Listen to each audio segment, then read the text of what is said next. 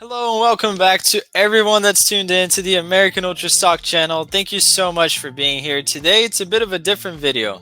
We tend to always stay in the niche of the USMNT, but the best leagues in Europe are about to start, and we are going to have a video stressing out and predicting the seasons of our USMNT stars and how that will go. But this video will be, so stay tuned for that, please. I know that's more towards what we usually do, but today we are predicting the Premier League table. Why are we doing that? Because it's the best league. Everybody does it, and I feel like it's a very nice season where it may be more unpredictable or not compared to the past. We can always hope. But moving straight to the point, Braden, we're going to group these just so you guys know by position what area in the table they're going to be at. So starting right here from 20th to 14th, Braden, the ones at the bottom of the pack, how do you see this season going? Your predictions for the ones to be relegated and to fight relegation? Yeah, well, we did this video last year. Don't go watch it. This is the first time and only time I'm ever going to tell you not to watch one of our videos, but it was horrible content-wise. But in terms of the actual predictions, we both did pretty well. I was 48 places off total. Yuri was 54. Pretty solid performances. We're looking to beat that this season. I think the thing that kind of sucks about the Premier League this season, and it's really the only bad thing that I can say, is that there isn't much of a relegation battle. I think there's only 5 teams realistically that even have a chance at going down, and I think a lot of people are going to be boring and pick the 3 relegated teams to go down, and I can't even blame them because it happened last year. Usually it doesn't happen, but the gap between the Championship and the Premier League keeps getting bigger every year, and it seems to be noticeably so now, and that's why I have Leicester City in 20th. I think, like I said, the gap between them, the rest of the newly promoted sides, and the Premier League regulars keeps increasing, and I think that they're not the worst of the relegated teams on paper. However, they don't have a real striker. They're still relying on an underwhelming Pat Sandaka, who didn't even hit double digits in the Championship, and ancient Jamie Vardy to score goals. They haven't solved that problem, and they're probably going to get a points deduction, pretty sizable one. And I think if that does happen, it'll be too much for them to overcome. Ultimately, I hope some of the newly promoted sides stay up, but I just can't see it. I think they have made a couple good additions, but nothing that's really going to set the world alight, especially since they did lose their manager, Enzo Maresca, and their probably best player, Kieran Dewsbury Hall, both to Chelsea. Them and Iheanacho, their only real striker. It's just too much for them to overcome. So I have them last. In 19th, this is a bit of a shocking one, actually. I don't have a newly promoted side. I have Nottingham Forest. I think this is the year that they finally go down. In terms of the quality, I think they're not bottom 3. They're a little bit higher up the table, but the club just kind of seems like a mess to me. They have too many players. They're like Chelsea Junior. They have a big squad. They keep buying so many players every window. It's just they're not the same quality, and they're not spending the same money as Chelsea have. But despite all those players, I think the squad's pretty mediocre outside of a few select players, Morgan Gibbs-White, the center back Murillo, and they do have a decent attack is the one thing I'll say for them, but I think the defense is pretty leaky. I'm not convinced by the midfield. They signed Elliot Anderson from Newcastle for way too much money for a player that's unproven as him, and I don't think they're a Premier League quality team at the end of the day. They could still stay up because, like I said, some of the newly promoted sides also aren't that great, but I'm going to be bold here and say that they go down. In 18th, I'm going to have another newly promoted team, unfortunately, Southampton. I think that they are this year's Luton Town, where they sign a lot of players who won't necessarily set the world alight, but they'll put them in a good position to come straight back up after they probably get relegated this season.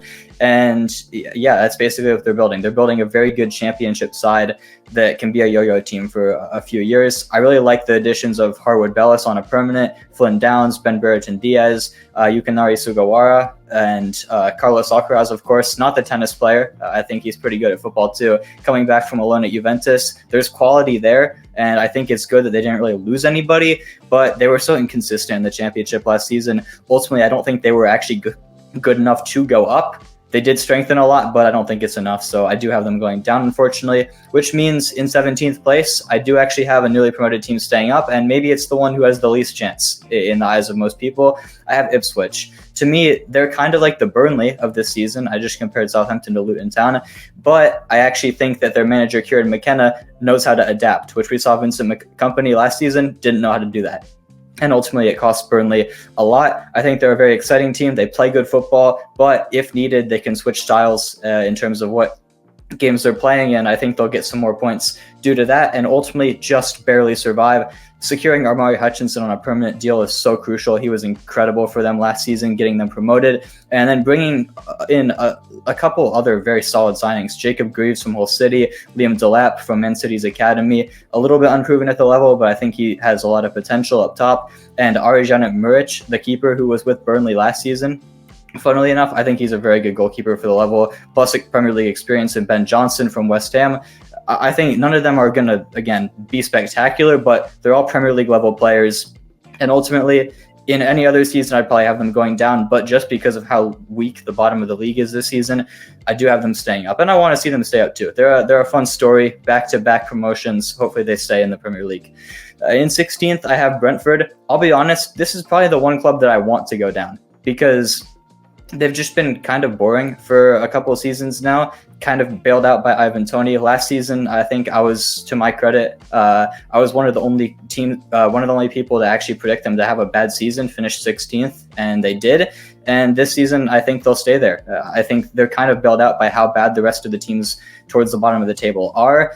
And yeah, I mean, they haven't really strengthened much. They signed Igor Thiago to potentially replace Ivan Toney down the line, but he is injured now, which means that Toney's going to stay. So that's a blessing in disguise. If he left, I probably would have had them to go down, but he's just too good of a striker at this level. He's going to score enough goals to keep them safe. Nothing more to say, really. In 15th, I have Wolves. I think they're a decent side with a decent manager. Just simple as that. I worry about their ability to score goals. They don't have a Premier League proven striker, really, but outside of that, I mean, they lost a couple good players, Pedro Neto and their captain, Max Kilman, but I really like the manager, Gary O'Neill, and a couple of nice signings. I think they'll be fine this season. And then finally, to close out this section, Everton in 14th. Again, not really much to say about them. They're a very stable club now with Sean Dyche at the helm. They're going to be really looking to stay in the league since they do have a new stadium coming in next season. They won't want to be in the championship with the new stadium, and I think they'll be fine. I like the additions of Jake O'Brien from Lyon at the back, Jesper Lindstrom, and Iliman Ndiaye, who's proven himself with Sheffield United and in the Ligue 1 now. I think they're going to be enough. They do need a replacement for Amadou Onana. Hopefully they can bring one in towards the end of the window, but I think ultimately they have enough to stay up, and pretty comfortably so. All right, interesting takes right there. It's actually, I'm a little bit happy how different our tables are. I have all of those clubs basically in the same section, but in some what comes down to a very crucial position, because this determines if you go down or not. At the bottom of the league, well, it's Leicester. The points deduction, it looks like it will happen. There's no way to go around that. I mean, it would be a nice story. I love Jamie Vardy. I think it's a very nice player. I really enjoyed all of his career in the Prem. But I have them going down, unfortunately. I think it's too little too late in terms of the market. Unless they pull out some amazing signings, I can't see them changing this. In 19th, I have Forest. I think it's time for them to go down. I think the club's a bit of a mess. The spending spree has kind of come to an end, really, and I still think they haven't fixed any of the major issues they had last season, which is the biggest concern. And now they don't have the pump of being in the Premier League. I think that ultimately they are going to go down. Hopefully they go down too. I don't know. For some reason, I've always wanted Forest to go up, but now they're here, and I kind of want to see them go down. And for a shocking take right here, I only have one new promoted club getting relegated, because in 18th, I have Brentford. I think that Brentford really haven't done much, really. I watching them play, they're boring to watch. I don't think they're the most capable defensively as well to pull off staying again in the league. And I think that the other sides that just got promoted made some key signings. You highlighted Ipswich.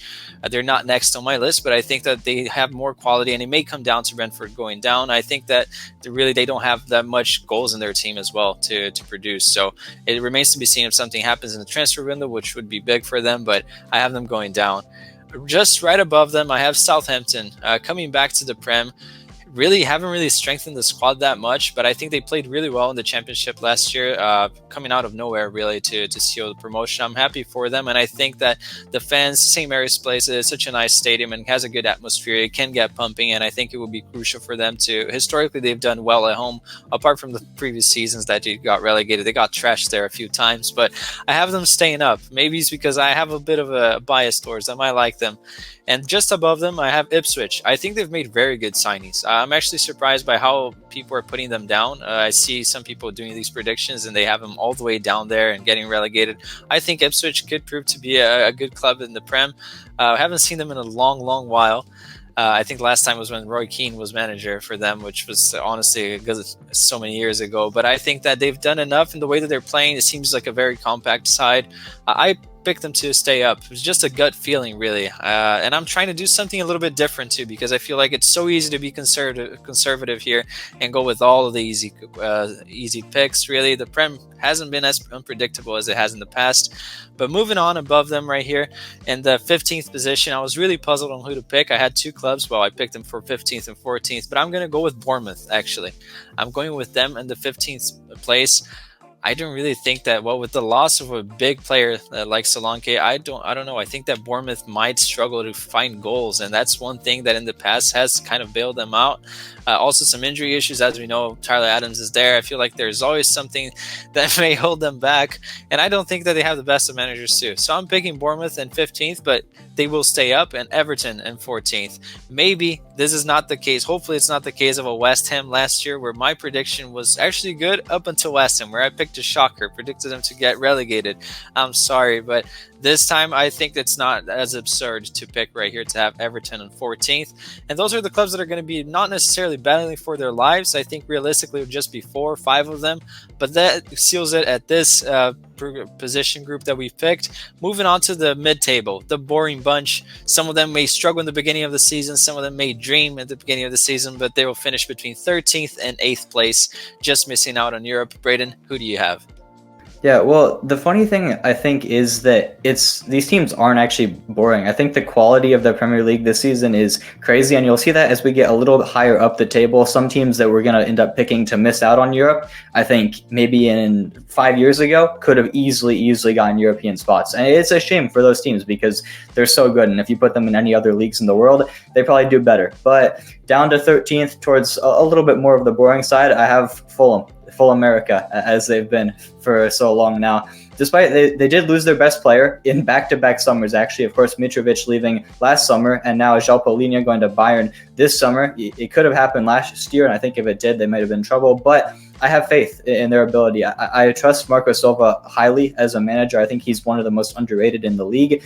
Paulinho is going to be a big loss. Tosin Adarabioyo at the center back position is also going to be a big loss, but they look like they're going to be replaced. Calvin Phillips could be coming in on loan from Man City. Diego Carlos or Joaquim Anderson from Aston Villa or Crystal Palace could be coming in the center back position. And outside of that, I think there are other signings. Jorge Cuenca at center back and bringing back Ryan Sessegnon to the club that he emerged at. I think they're nice signings. And then Emil Smith-Rowe, signing of the summer for me. It's a hot take, but I think he's going to absolutely set the league on fire with Fulham. He's finally going to get to be one of the key men for them. And I think at Arsenal, he was kind of a victim of the team he was in, just because, I mean, we know the quality Arsenal have. They're one of the best clubs in the league. They're probably going to finish top 2 again this season, not to spoil where either of us have them.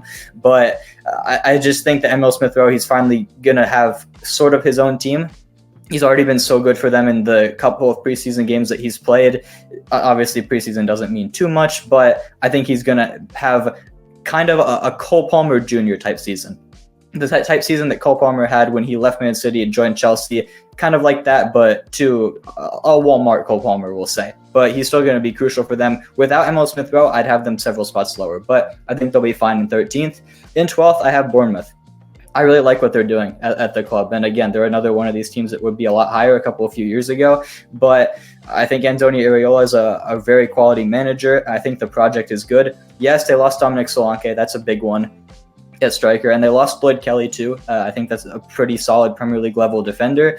But signing Luis Sinisterra and Enes Unal permanently, I think were big additions. Unal's probably going to be the main striker from this season. And I think I trust him to score some goals at least. Sinisterra looks electric. He was pretty solid in the Copa America this summer. And I think he's going to hit the ground running again this season. Dean Huijsen, the youngster that they brought in from Juventus, was on loan at, I believe, Roma last season. I think that's a great piece of business. He's going to be so good. Maybe not necessarily be starting quality this season, but a couple of years' time, he's going to be really, really good. And he's going to have a big move in him in a couple of years down the road.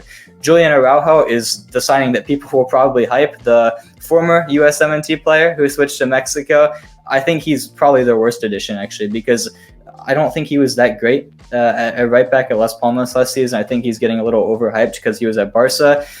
Maybe rightly so, but who knows? I think that's not as big of an addition as people think. You mentioned Tyler Adams being injured. I think that's actually something that is in their favor, because when they do get him back, he'll feel like a new signing coming in midseason, which not a lot of clubs have. And I mean, we saw his quality. The one game he was healthy last season, he was man of the match for them. So him bolstering the midfield at some point is going to be big as well. I think they'll finish 12th. If they had kept Solanke, maybe they would have been higher up the table. Who knows? In 11th, feel free to roast me in the comments, because this is probably going to be the craziest take of the video. I don't know what you have planned, Yuri, but I'm going to have Chelsea in 11th place. And listen, every predictions I think should have a really hot take in them, and this is going to be mine. I think if they had kept Mauricio Pochettino, hopefully he becomes a new USMNT coach, by the way, but I would have had them probably pushing for Champions League if they'd kept him. I really liked what he was building at the club at the end of last season, but they sacked him and they brought in Enzo Maresca, a younger manager who I think seems to be their long-term guy for the project, which could be good in the long run. Who knows? He could end up being a good manager. I think this season he's going to fail spectacularly. And I do think that they will keep him because they trust the project long term. I think Todd Bailey has sacked a lot of managers, and he's probably going to realize, okay, we got to stick with one eventually. And Enzo's going to be the guy for better or for worse. I think this season it will be for worse. Cole Palmer, his quality is undeniable. But outside of that, they have a lot of good players that can never stay healthy.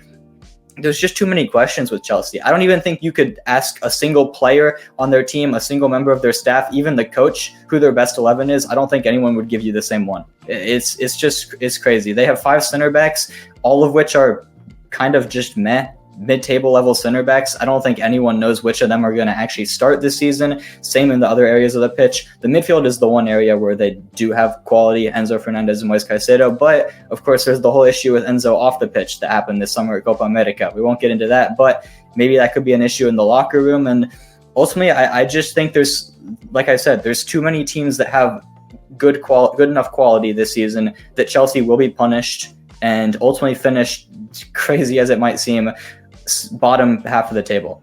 It's insane, really, to even say that. But moving on up, in 10th place, I have Brighton.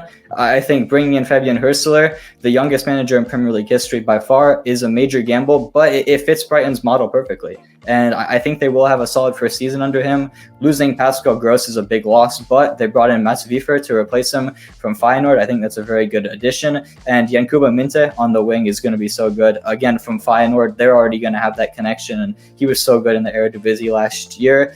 Some of their other additions are probably going to turn into world-class players because that's just how Brighton works. And overall, it's going to be not necessarily the most exciting season, but a lot of positives to build on for the future. And the project is going to be great in a couple of years' time. And then in 9th, to round out this section, I have Crystal Palace. If they had kept Elise, I would have had them a lot higher, probably in a European spot. But I just think he's too much of a loss. Ismail Assar is a good replacement, but it's still a noticeable downgrade. Same thing can be said for Mark Gahey or Joachim Anderson. They're going to lose one of them. I think it will be Gahey to Newcastle. Maybe it'll be Anderson to Fulham. Who knows? But going from them to Chadi Riyad could be good down the line. I think he's a solid player, but it's a huge downgrade, really. Kamada from Lazio, former Frankfurt player, is a big signing as well, and he already knows the manager, which is going to help. Speaking of him, Oliver Glasner had them playing incredible football towards the end of last season, and I really like the project. Again, you could say this about half the teams in the league at least, but I really like the project for them. Unfortunately, I think there's 8 better teams than them, and who knows, there's maybe even more. All right, a very hot take right there with Chelsea in 11th. But honestly, hey, look at how the table ended last year. There is a reasoning there, especially since they didn't keep Pochettino. It's crazy that they didn't stick with that guy to lead the project. But moving on, they're not going to be in this section of mine. Just a little spoiler. I don't have as much of a hot take right there. In 13th place, honestly, picking this one was really tough for me, but I'm actually going with Wolves. Maybe that's a hot take in itself. I think that Wolves have had a good summer, but I just don't think that they have enough, really. I'm going to pick them in 13th. It's a gut feeling that it's one of those clubs where I like all of the signings, I like everything they've been doing, but they're not going to finish as high as I think they would. So I'm contradicting myself right here on my pick, but I have Wolves in 13th. In 12th place, this is, again, a very tough one for me, but it's going to be West Ham. Sorry to all of the West Ham fans. Again, maybe they'll be what puts the nail on my coffin, because last season I predicted them really low. I feel like I'm doing that here right now again. But maybe I do have something against West Ham. I don't know. I'm going to pick them right here in 12th.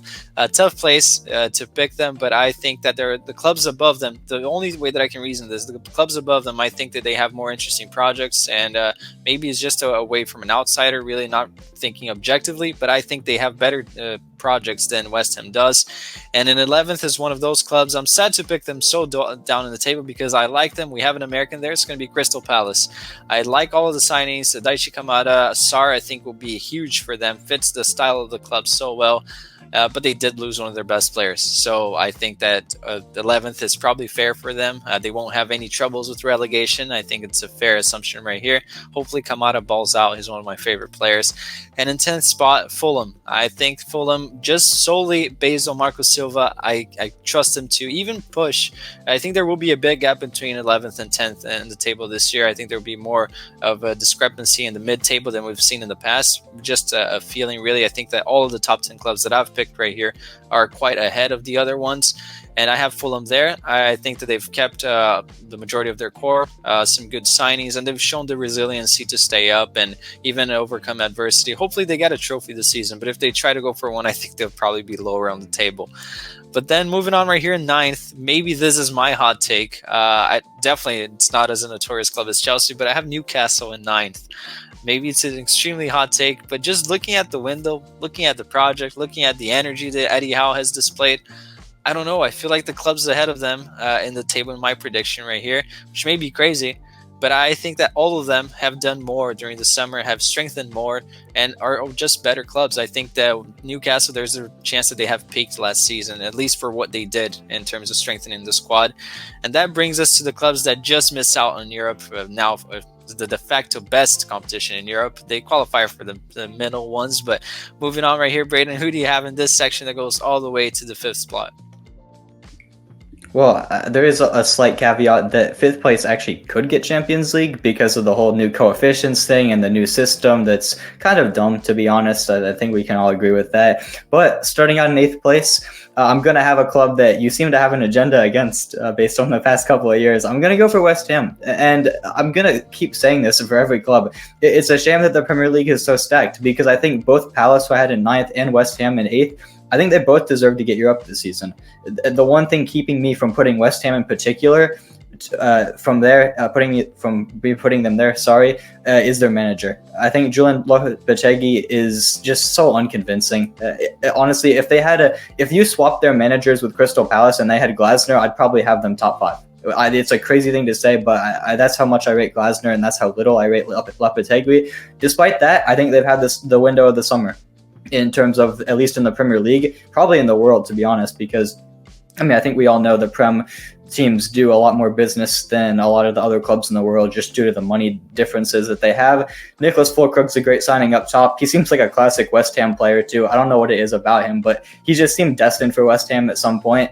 It's nice to see it finally happen. Crescencio Somerville coming in from Leeds as a winger, I think is such an exciting player. I think he was player of the season in the championship last year. He's going to be such a huge addition. Max Kilman signing Wolves captain, a player who did work with Lopetegui for a very brief time, but still worked with them at Wolves. And I think he's going to bolster the center back along with Todibo, who is another great player, was great in Liga, Barca product, and I think those two bringing in to the defense is going to be huge, along with Wan-Bissaka, of course, the right back coming in from Man United. He has his deficiencies going forward, but one-on-one defending, he's one of the best in the world. I think there's no debate about that, and so he's going to definitely be a big upgrade on Ben Johnson, who they lost. And then Guido Rodriguez on a free, I think, is another great piece of business as well. Signing from Real Betis, it's a win-win for West Ham, and it's a win for us as well, because it means Johnny Cardoso will get more minutes at Real Betis. But I think all of those signings, every single one of them are just huge upgrades to the squad, which is already very good. I mean, the likes of Lucas Paquetá there. Will he be banned? Probably at some point, but I have faith that maybe he'll stay for this one final season before being banned and going back to Brazil. And then, of course, speaking of Brazil, they signed Luis Guilherme as well, the wonder kid. Maybe he'll have some sort of role to play. I think he's more down the line. I don't know about his ability at this level, but it's still an exciting signing for the club, one that they haven't really made that type of signing in the past. So it's nice to see the ambition of West Ham. They're really pushing to maintain their spot in Europe, because we know they won the Conference League a couple seasons ago. They were in Europa League last season. They want to be a European mainstay. Ultimately, I just have them missing out on that. In 7th, I'm going to go for Tottenham. I think it'll be a slight regression in Ange Postecoglou's second season, and honestly, I probably would have had them 2 spots lower if they didn't bring in Solanke. I think he finally fixes the need that happened when Harry Kane left the club. He's finally the natural replacement for him. I think he's going to bag a lot of goals this season. Archie Gray and Lucas Berrywell in the midfield are just incredible young signings. They're going to be huge in a couple seasons' time, and I think they're going to contribute probably as rotational pieces, but still be very good this season. The Swedish connection of Berrywell and a very in-form from preseason Dejan Kulusevski on the wing excites me personally. And ultimately, I think this area of the table is so tough. I think Spurs could finish anywhere from 3rd to 9th. It's crazy to say that, but I think they could. And ultimately, I'm going to have them 7th because I think there's some teams that are just a little bit better than them. Manchester United are going to be 6th. And just a quick disclaimer, I know I'm wearing a United kit. I have a City kit in the background. I'm not a fan of any Premier League club. I don't have my club is in the US, the Philadelphia Union. And the only foreign team I really support is Barcelona. I just like collecting kits. I'm not a fan. I know there's some rivalries going on in the background, but just deal with it, basically. I have United in 6th because I think it's a mixed one for me. This is another club that could finish anywhere from 3rd to probably 6th. I think 6th is actually their floor for me. Some people might have them lower, some people might have them higher, but I do like their business. Lenny Yoro, Josh Zirkzee, the Bayern duo of De Ligt and Mazraoui are going to be good signings for them. And the fact that they don't have to play European football as well is going to be huge, because it means they'll have sole concentration on the league and trying to get back in the UCL. And of course, less injuries as well comes with that. But I struggle to pick them higher after the calamitous season that they had. Yes, they won domestic cups the last 2 seasons, and that's cool, but they need more than that. 8th is their worst ever finish in the Prem, and I'm not convinced by Erik ten Hag still. I just don't think he's the right manager. Bringing in De Ligt and Mazraoui are going to help, because he knows them from Ajax, of course, the legendary run that they had there, and Zirkzee as well, having the Dutch connection. But I don't know. The injuries to Lenny Yoro and Højlund to start the season are also going to be big. There's always huge pressure on United when they start the season. There's always a lot of turmoil around the club, and if they start the season poorly, who knows how bad it could get, really. So I do think they'll be better than last season. I think a lot of it comes down to Marcus Rashford. He needs to have a huge bounce-back campaign. I think he will to some extent, but ultimately, I don't think they have enough to get Champions League, even if top 5 do get it. And then speaking of 5th, to round out this section, I'm going to have a club that you don't have in this section, actually. I'm going to have Newcastle here. I think, again, similar to United, they don't have European football, and that's huge for them, because I think even more so than United, they had an injury crisis last season, probably the most injuries in world football. It was insane, and we know their squad depth isn't quite there yet, but ultimately, speaking of the squad depth, I would have had them probably a little bit higher if they had had a good transfer window. I think you touched on that. You weren't convinced by their signings. Lloyd Kelly is solid. He's worked with the manager Eddie Howe before, but I don't know if he's a Champions League level player. He's kind of just a mid-table solid signing. I do think they'll get Mark Gahey. I think they're due for one marquee deal, especially since they did sell Elliot Anderson for a lot of money. I think they're going to use that money on Gahey, and that's a huge signing. I mean, we know his quality. He was so good for England in the Euros and for Palace the past couple of seasons. But ultimately, I do think it's a missed opportunity to strengthen the squad ahead of what could be another push for the Champions League. They had a taste of that last season finally. I think they're going to want to get back to somewhere like that. Sandro Tonali coming back from his suspension, I think, is a very underrated addition, because he's going to feel like a new signing. And we know the quality that he has when he was in form, one of the best DMs in the world. So having him back is going to be huge. Ultimately, I think I like the trajectory that the club is heading. They're fine. They are a big club. They're getting back to that. But ultimately, they're going to just miss out on Champions League, maybe. I mean, again, who knows? 5th place could get it, but I'm not going to have them in the top 4. Yeah, I'll definitely bet on Tonali helping them to get there. I think that he's a great player. I really rate him. But moving on right here to, well, this is probably the toughest area of the table to look at, especially with the level that the Premier League has these days. As you said, it's really hard. Some of these clubs, you look at their squads, they really feel hard done by. They have amazing squads. Throw them in Serie A, they'll definitely get Champions League. But moving on right here, well, in 8th place right here, I have Brighton. So I think maybe I'm overestimating their squad, but I think that every year, year in, year out, they tend to pop with new talents everywhere, and I think they have a really good project. They got a really good manager to steer them. Maybe it's a little bit of bias, but I think you will be able to steer them to a good season, not to the heights that we saw in the past, but I think they will play a really good level. Eighth spot just sounds about right for Brighton for me, and then seventh spot I have Villa.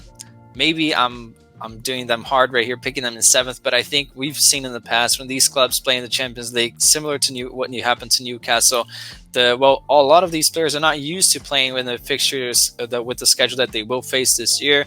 I like Emery. I like his project there. I think they've had a good window. I don't know if I would let go of Diego Carlos. Players like that should be really valuable to a squad that's trying to build on something with more fixtures. But I think that they will face a bit of a dip down. But seventh spot, I don't think their fans will really be feeling bad or disappointed. I think that's just fair. It's a really tough league anyways. Moving on to sixth, I think Spurs are going to be finding themselves in sixth. I think they'll have a good year in terms of progress on how they play. I think Solanke plays a big part. If they didn't sign him, I would pick them to go lower, to be honest. It remains to be seen a lot of rumors still, and guys, keep in mind, a lot of rumors in the transfer window. This is tough to record because we still like Gehi.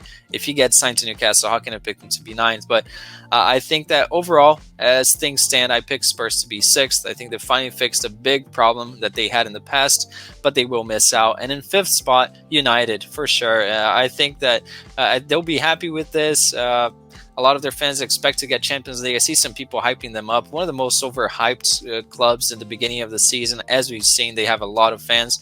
But Xerxes, in my opinion, one of the most biggest examples of a one-season wonder. I've watched this guy a lot. One good season for Bologna. That warrants all of this hype. Insane. Højlund, him getting injured, in my opinion, kind of helps them. Deadbeat striker, in my opinion. I think, honestly, United will find themselves in a good season just because they will adjust some of the issues they had in the back. That's the only reason why I'm picking them in fifth. I could easily pick them even to 11th, like you said, for Chelsea. I think it's a horrible project. Ten Hag is a bad manager, deadbeat forward right there, overhyped signings. De Ligt and Noasir, they're fine. I think they'll definitely help the club. Is it an upgrade on Wan-Bissaka? Maybe for the way he wants to play, but what way does he want to play? I don't even think he knows. I think fifth spot sounds about right for United, and that's it. They miss out in Europe. We see Gary Neville providing us some nice bits of humor here and there, and yeah, I think roasted United a little bit there. Nothing against him really, but I think it's a horrible project they have going around, and Ten Hag will be sacked mid-season. That's what's going to save their season. The new manager bounce that comes in January, and United finds themselves in fifth, saying, hey, we have a good project. Next year we're going to get to the Champions League, we're going to win the title. And that's what happens. Now, who do you have for us going on from fourth to first, and do you think there will be a title challenge right there, Brayden? I don't know if I can follow that. Did Ten Hag kidnap your dog or something? Like, that was a crazy rant. And I think it's even more funny because you roasted the club so heavily and still had them one position higher than I did. But moving on to the top four, I'm going to be maybe naive here and go against everything that you said. And I think they are valid points. And I wrote them in my notes as well. I'm going to have Aston Villa in fourth. And last season, I did get burned by picking Newcastle to secure UCL for the second straight season. But I'm going to make the same mistake again. I don't care. I think that they had the window that Newcastle didn't in terms of bringing in depth. If you look at their signings, I think only two of them really contribute to their A team, their best 11. Amadou Onana is an incredible signing, a young talent from Belgium and Everton. I think he's going to be great in the midfield. And Ian Motson as well as left back. He was great for Dortmund up until the Champions League final, but he's still an incredible addition for them. Outside of that, they're not huge names that come in. Cam Archer, Jaden Philogene, Samuel Illing Jr., Enzo Barrenechea, and Ross Barkley. It just adds depth, and you need that when you're playing in the Champions League. And the one thing that I think also convinced me about Villa is when Newcastle were in this situation, they went from no Europe at all to the Champions League straight away. Villa now have this experience of playing in Europe. They were in the Conference League. They made a deep run. And I think I would argue, I kind of use this point for Chelsea, I think Conference League might even be harder than Champions League, because for a club like this, I mean, you saw Newcastle get dumped out immediately in the group stage of the Champions League. Yes, there's a new format. Yes, they play more games, but their European campaign was done before midseason. Villa's in the Conference League. They're going to farther places, more obscure locations with less rest, really. And they made it all the way to the semifinals, I think it was, maybe the quarters. It's a harder run. They have the experience now of playing in Europe. Emery is a great manager. I really like the project. And ultimately, I think their team as well, their squad depth. If they had no Europe, maybe they finished third or second, which is crazy. Maybe not second, but their squad is just so good. Losing Douglas Luiz is a big loss. Losing Moussa Diaby is also somewhat of a big loss, although he was inconsistent. And anyone who goes to Saudi at that stage of their career really doesn't have ambition. So how big of a loss really is it? I think they're going to have enough to get UCL, which it might be a bad take, and I might get burned for this later in the season, but I'm going with it anyway. In third, I'm going to have Liverpool. And when I first drafted this up, I had them a couple spots lower. But just looking at this area of the table, again, I've probably said this for every team. It's so tough to predict this area. I think there's any team that could finish from third to eighth. You could flip them all, and I wouldn't be too mad with it. I don't think Liverpool will challenge for the title. I think it'll be a two-horse race like it has been the past couple of seasons. Obviously, we all know the two teams that it's going to be. But I do think their squad is good enough to get Champions League. The one thing that is concerning is, of course, the loss of Jurgen Klopp. He's a club legend as a manager, and usually when those type of managers leave a club, the next manager isn't successful. However, I do think Arne Slot will be the exception to that rule. I think I like the project he's building, and the project is basically addition by no addition, to sum it up. They've made 0 signings so far. I'm sure someone will come in before the end of the window. Like you said, Yuri, I mean, it's kind of tough recording these now. We have to do it before the season, of course, but there's still so many signings that could be made, players that could leave as well. I think they'll sign somebody, but ultimately, I think I like the way their squad looks as it is. I think some of the young players are due for big seasons. Harvey Elliott, Curtis Jones, Gerald Kwanzaa will take the next leap, and their attack in particular with Salah, Darwin Nunez, Luis Diaz, Gakpo, who had a great Euros, and Jota, just an embarrassment of riches up top. They've been really good in preseason, probably the best in the entire league in preseason. They've been decimating everybody, and I just think there's a new vibrance, a new freedom around the club. They're not pressured necessarily, that they have the freedom to finish anywhere because the expectations are lowered without Klopp. So I think they're going to have a solid season and finish third, and it'll be a huge success for Slot in his first season. Maybe they'll even push for the title in a couple of years' time. In second, and this is the one I think we've all been waiting for, I'm going to go for Manchester City.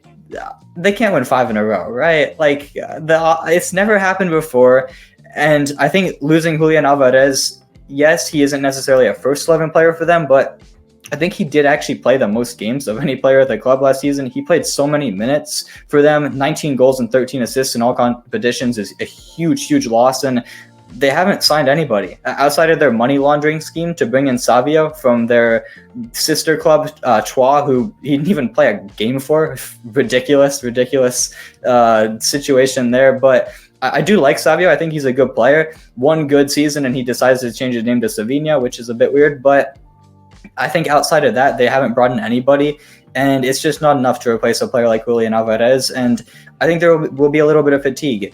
I could easily see them winning the league. I think it's more likely than not that they will. This is kind of the last dance. I think players like Ederson, Kevin De Bruyne, players who have been linked to Saudi and are getting up there in age, this is their last dance. They're going to leave next summer, and who knows, maybe Pep could as well. He's probably, his days are numbered at Man City. He's only going to be here for a couple more seasons before he moves on to his next chapter. Maybe it's international management. Who knows? Please come to the USMNT, Pep. We need you.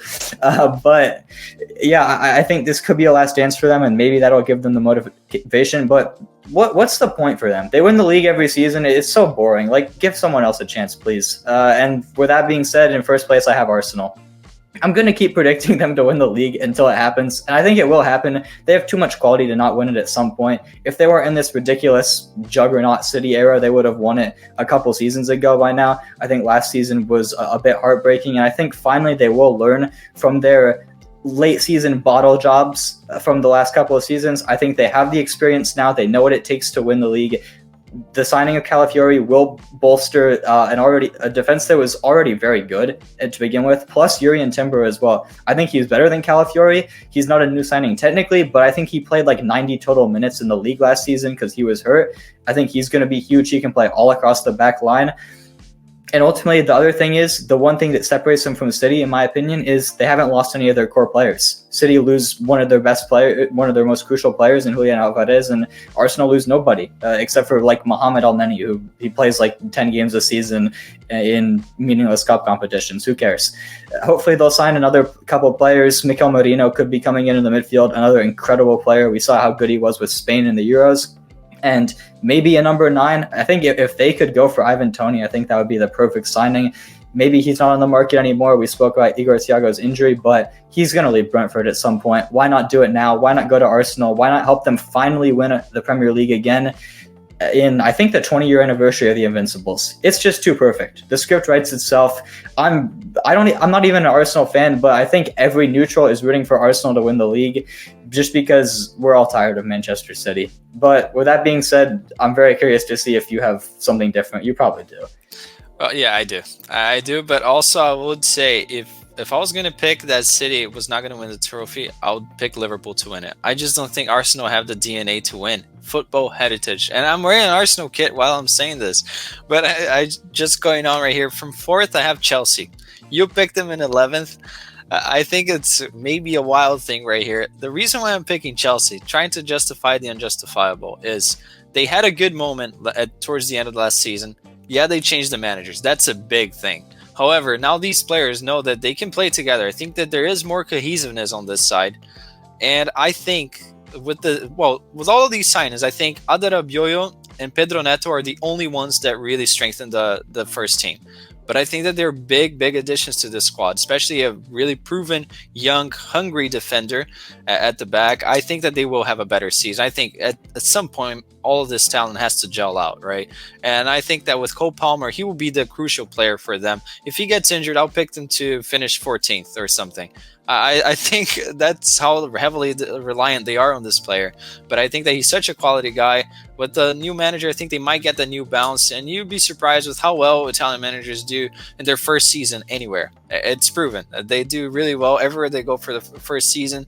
And I think that these guys probably have some pressure to try to perform and prove that they're not bums, because that's what it looked like last season. So I'm picking them to finish 4th, which is good for their fans. And they'll have a moment where they think they can win the league, but they won't. And in 3rd spot right here, I have Liverpool. I think Arne Slot really should have signed somebody during this entire window. I'm really sad we're not going to get to hear the Zubi Zubi Do chant. I don't know if you heard that, the one they made for, that would have been amazing. Anfield, the entirety of the city singing Zubi Zubi Do would be awesome, but we won't get to see that. And moments like that, missing out on key players, is the reason why I'm taking them on 3rd. I think that I like the squad as it is. Still such a good squad. If you look at it, they play so well. And I agree with you. There's more freedom. Maybe they don't feel that pressure to win. And they got a really good manager in too. But I think that the lack of signings leaves them out of a title race that frankly could be out in the open. I think it may be more open than the past 2 years. But in 2nd spot, I have Arsenal. I don't think there is a... Who's going to score in the clutch moments? Who's the number 9 to get them over the line? Nobody. You have Gabriel Jesus. You need Jesus Christ at this point, playing at the 9-2 in the trophy. So I think even though I like all of the signings, I like the project, I think Arteta is a really good manager. And I like Arsenal too. I mean, I've been to the Emirates. I was a huge fan when I was a little kid. I'm not a fan now, but I still have a liking towards them. But in what world can I think that Gabriel Jesus leading the line is going to get them to the Prem? I don't think so, especially when they're going up against these monsters. Man City, one final ride for these guys, probably the final one for Pep too. I think at some point he's going to dip the ship before they get hit with all the FFP. At some point they have to get hit with that, and he's going to leave in a high. I think that they just have the clutch gene here in the Prem. They have the league inside out. I think 1st place for City, which may be a little bit boring. But guys, I can't go against what I think is obvious. Arsenal should have signed someone. If they signed Tony, I would have more faith in them. But not bad signings, but bad selection. I think the recruitment should have been up top, especially when even Martinelli is going down in production. But those are our tables. Bit of a long video, guys, but this is a very tough league to predict. I'm curious to see, what do you guys think will happen this season? Who do you see winning the trophy? What are the most shocking takes that you think we've made in this video? Make sure to leave a like, subscribe, share with your friends, and comment down below. We'll make sure to reply to you guys. We'll see you next time.